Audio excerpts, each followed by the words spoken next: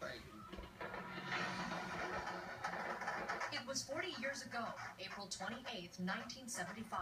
The only thing I know in my mind that the safest route is to get out of here.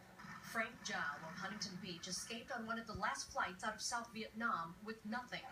2 days later, the communists took over.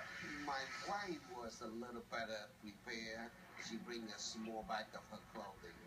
For me, I purposely not to prepare because if there were any signs that I am prepared to go, the local police would have picked me up. Zhao had been working in sales for several American businesses and some government interests as a translator. He knows it was those contacts that made his escape possible. If you had a friend in the embassy and you knew somebody like Frank Zhao, you made sure you got on somebody's aircraft.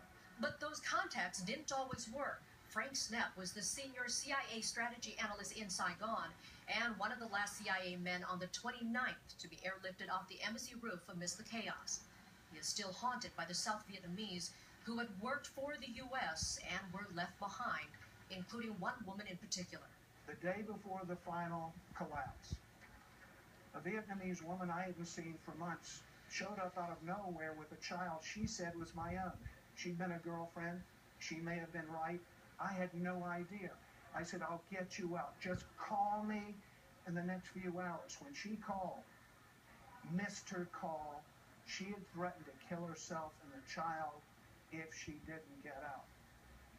And that's what I think happened. Snepp has written books and been very vocal on how officials never listened to his warnings. You had specific information that the North Vietnamese would not agree to a negotiated peace, but wanted to push right on to Saigon. That's correct.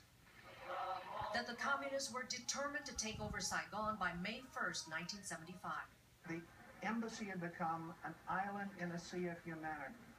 There were Vietnamese about 20 to 30 feet deep on all sides, screaming, grappling, trying to get in.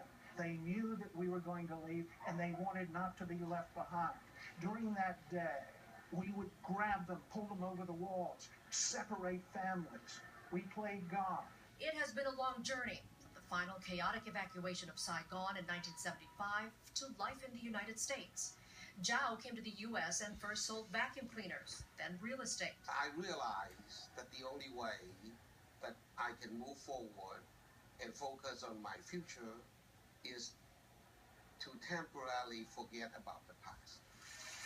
Now he's the founder of Bridge Creek Development and is one of the prime developers of Little Saigon in Westminster. The misfortune of 1975 that brought us here also, on the other hand, gave us a golden opportunity to rebuild our life and to become a citizen of the United States. The experience of war is a good lesson to learn from. Today, both Frank Zhao and Frank Snepp enjoy a unique friendship, sharing their stories of surviving the fall of Saigon.